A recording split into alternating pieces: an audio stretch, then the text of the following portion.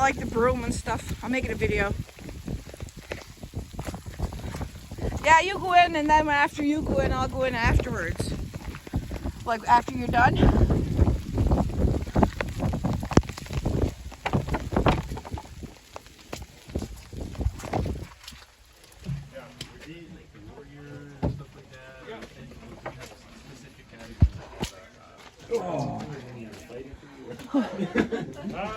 Everybody would have been. You could probably come in here with your walker. I'd say. Yes, even in Iceland until the 1300s. You want to sit down, Hector, and warm up? Even in Look, there's a seat here, Hector. The 1300s, there were big blood feuds.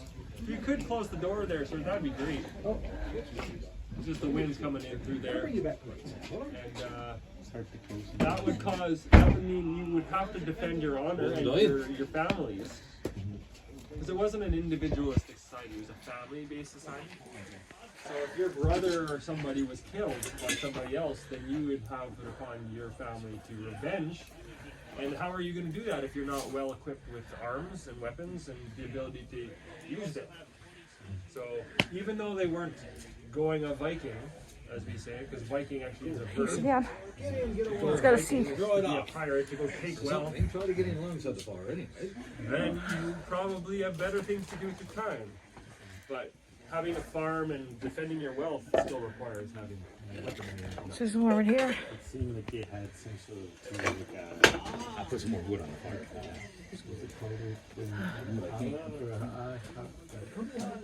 Valhalla, yeah, it was like he was mostly if you die honorably. Yes. Yeah. Yeah. That's part of the propaganda of getting young men to be interested in war, is that if you die in battle, you go to heaven. What they call Valhalla. Is there anybody around here that makes mead? No, not around here because honey is too expensive. Oh, okay. It's better to do wine with grapes that you find for free. I live in Cape Breton in Nova Scotia, and they have a meadery over there that they make mead. It's delicious. I was just wondering if I could buy a bottle around here. No. It's people. The Norse around here couldn't afford any of that. Oh, okay. They were hungry people.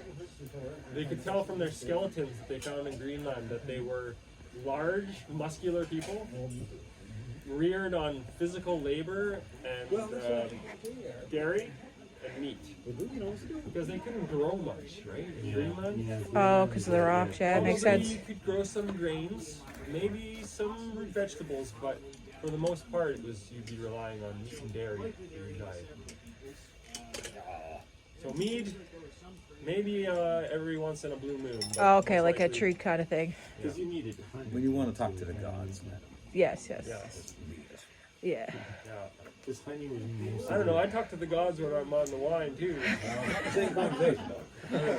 I'm talking, but he's not talking back. I've heard your conversation in the morning. Very good.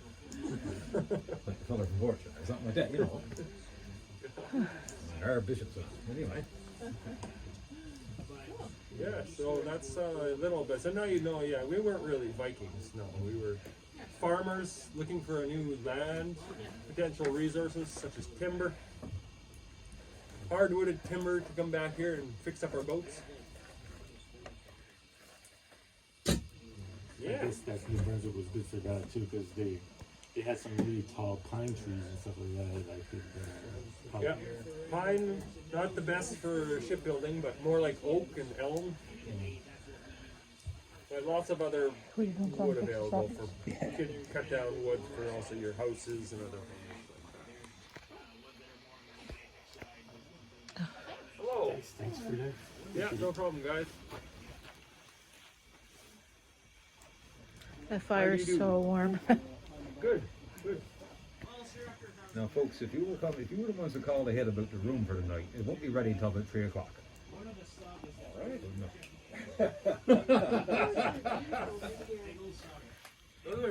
The common bird? We got lots of time. Eider duck. Yes, get a drink. It rains so much. Eider duck. It's not even sensible. You can feel it coming on all morning. Yeah. Yeah.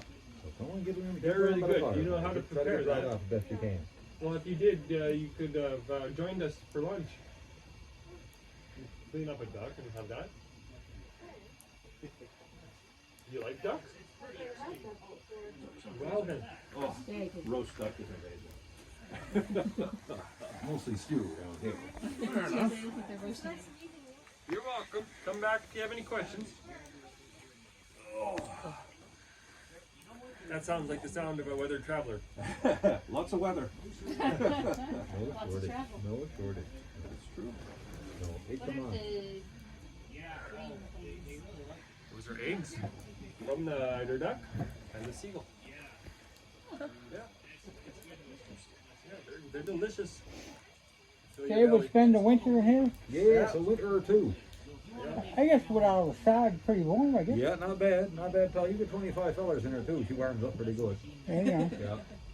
Yeah. So you fish.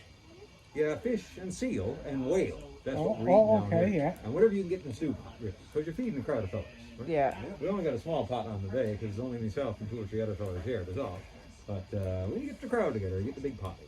The families too? No families down Just, there. Leave the crowd back up fishermen. there. Yeah, no, just men. We're here to gather our timber. And, For resources. Yeah, and furs and some fellas found grapes and they thought that was real exciting. So there you go. So this is long before Columbus come over here, right? Yeah, that's right. It's nice ways. It's about 625 nautical miles that way to get to Eric's Red's Farm. Oh, yeah. Now, for us to travel, we always got to travel along the coastline, so that 620 turns into about 1,400 or 1,500 miles. Because we got to go right up the coast, up near the Arctic Circle, across the Davis Strait over the Baffin Island, down the Helluland coast, down the Markland coast, and here to Denmark. And then we got to make a voyage or two down south, places like New Brunswick, and see if we can't find a few timbers and some grapes down there. Mind you, it's all being brought back to Greenland for sale, not to give away. So the fishing must have been real good to bring it all the way over here. But the fish was easy enough to get. Fellers come in the first day they landed. They went out in the beach at the low tide and dug a big trench. And then in the next day when the tide rose and fell, the trench filled with fishes. So they had lots of fish. Yeah, that's the easy way to fish. There was no shortage of it. And we got nets and stuff too, right? I mean, if you use whatever's there. And mind you, Leif built the house next to the biggest, the river that had the biggest salmon. He never seen the lakes in Greenland. Lots of salmon out there. Still is. The fire's beautiful. Now, if you had you look around, my dear, get up one Yeah, you want your cane? if you can. Pass him his cane, Nick. Thank you, babe. Whenever you want to go to the next one, or if you want to sit Oh, and enjoy look at this some. heat coming off Yeah, this fire. me too. It's not much. What's that? That's a sheepskin. Yeah, sure. Go ahead. Go ahead. Yeah, Bite it's you. just. Is it? No, I'm not gonna bite you. No, it's only sheep. My goodness, no. Yeah, I don't think. Would the animals That's here? what we got for sleeping. What's that? There's have animals here too, right? Animals, yeah, sheep and goats. Okay. Sheep and goats. baby. Good. Your turn. I'm gonna go check out the other stuff and I'll be back. Now, I think you just got off the boat. You were too loud, sir. You got the navigator rolled up now. We didn't have those. We had bows and arrows.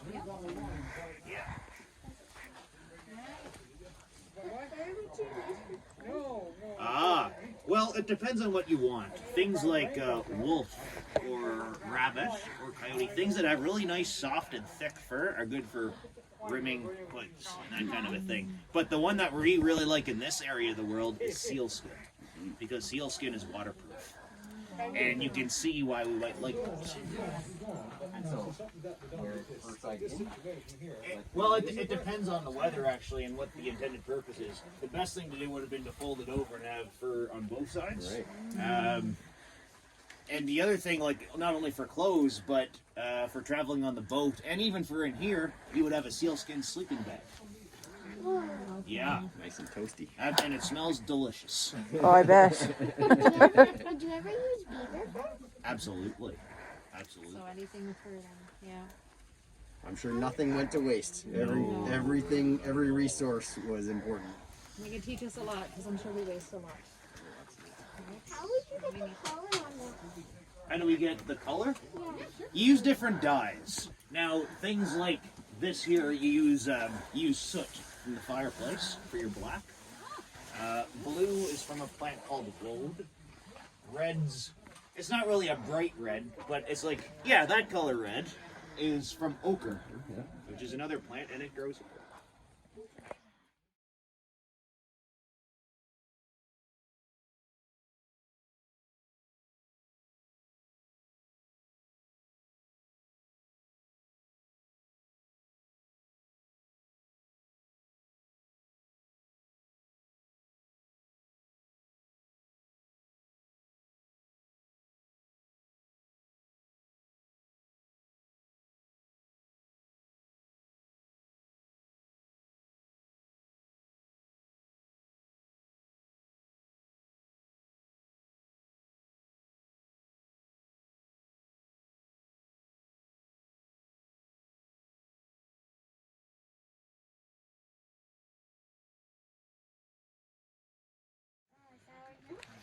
Give him, well, not sour milk, but probably cheese and skyr, which is yogurt, basically. And according to the old stories, we traded them some red woolen cloth. See the fishing net, Hector? Fishing net? Yeah. Blankets? It's not too bad. Like, if you already have the iron and you have the timber and you have the leather, it's a matter of a day. So that's not too bad. But it's, getting, especially the iron, because we were just talking about that. That's the hard part. But just to make the shield, it's just simply split plank. A butter churn. With the iron boss. And this, it might have been leather, but more likely. Haley, can you come get Hector's scooter? I will say that was much. Come get it. Yeah, it's down at the other building door right there. Can you grab it? And bring it to him at the door.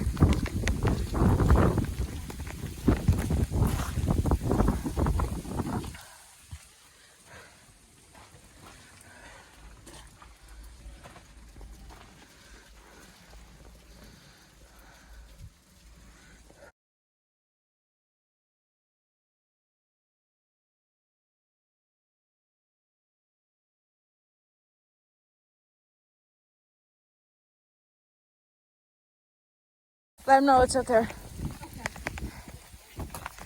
So he doesn't go to the other door.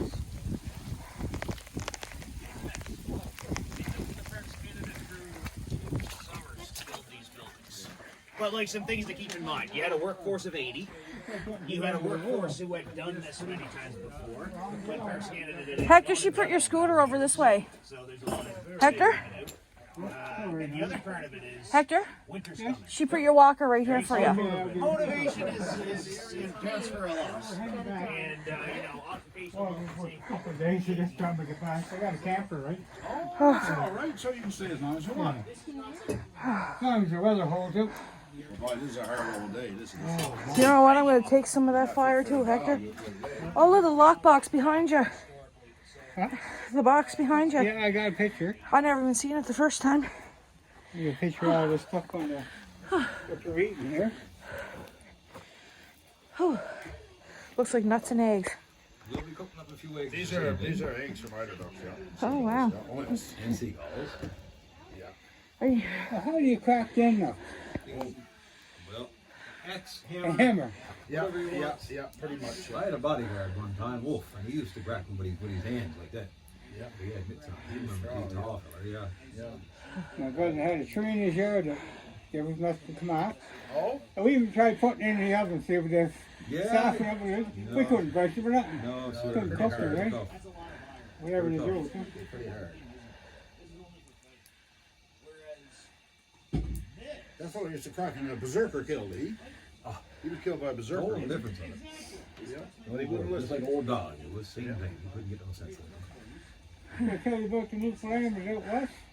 Got himself a job. First thing he got was a big brand new fancy car. Yes, He said, I'm going home to show my buddies. that's right. On the way back, he realized he never had enough money for gas. Seen a guy hitchhiking on the road. He said, I pulled him. Come on, buddy, get in. He said, where you going? Oh, I'm going down East Street, man. Halfway down the road, the guy pulled a knife out. He said, I want your money. Yeah. So I said, I got no money. Right. Yeah, you got a big fancy car. You got no money. No, I don't, sir. So he said, get the car. Get the car. He put a circle in the dirt. He said, stay in that circle. If you move 1 foot, he said, I'll kill you. Yep. And then he tore the car apart. He tore the seats apart. Couldn't find no money. And Newfie's over there laughing his whole life. The guy said, what are you laughing about? He said, well, you were doing that, son. I jumped in there the circle 3 times. But it makes sense. I mean, these people come from this kind of terrain, right? So it's a house that works.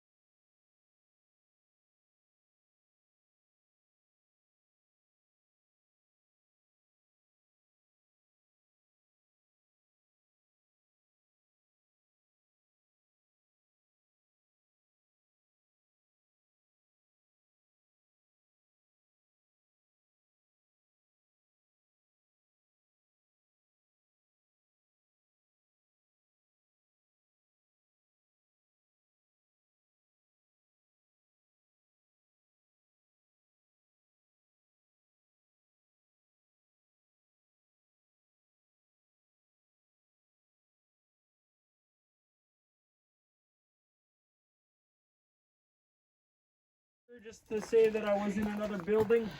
True. So what? Watch your lip, Hector. Haley, help us. Why don't I tell you Oh, a you little got bit it. about our blacksmith's workshop then? Perfect. So this is where the iron would be refined. So here, I'm sure you heard that this is the first. No. You probably heard that this is the first iron production in North America, right? Okay.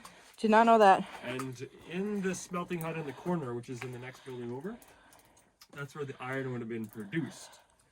So they would take ore from the bog, and they find the ore there, which is called bog iron ore.